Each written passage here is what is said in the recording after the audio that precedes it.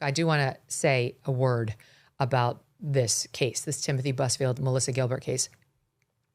The allegations are deeply disturbing.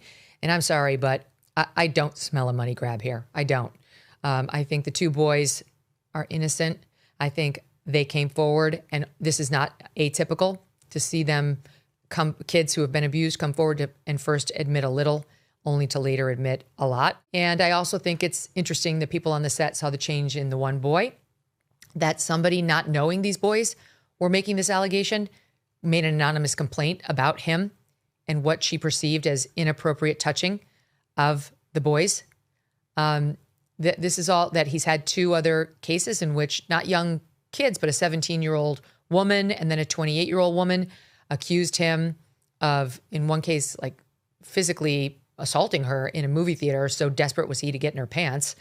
And they were on a date, and she was basically saying he went off on me.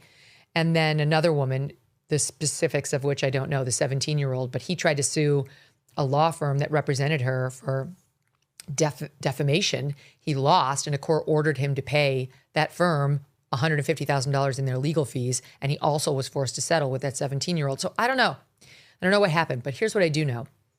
Melissa Gilbert, on November 15th, when she decided to get online and start lecturing me about abuse cases, knew full well that her husband had been accused of molesting two young boys. She knew it. And friends, that's why she did it. She went online and decided to try to make herself into a victim in the whole 15-year-olds are also abuse victims, which people claimed that I disagreed with, which I would never disagree with. I have interviewed girls of that age who have been abused. I've interviewed girls who have grown from that age and tell me about the abuse when they were that age.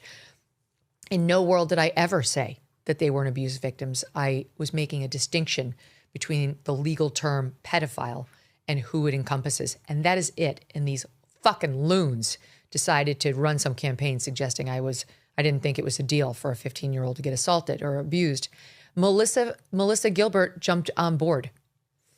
And this is not the first time. She lectured me a couple months ago when I said, if they're rebooting Little House on the Prairie, which they reportedly are, they better not wokeify it. And she got on and waxed poetic about how she thinks Little House on the Prairie was woke and correcting me on my views that she didn't like. She's been lecturing Trump for years now on the abuse issue. Very holier than thou. And now we see why.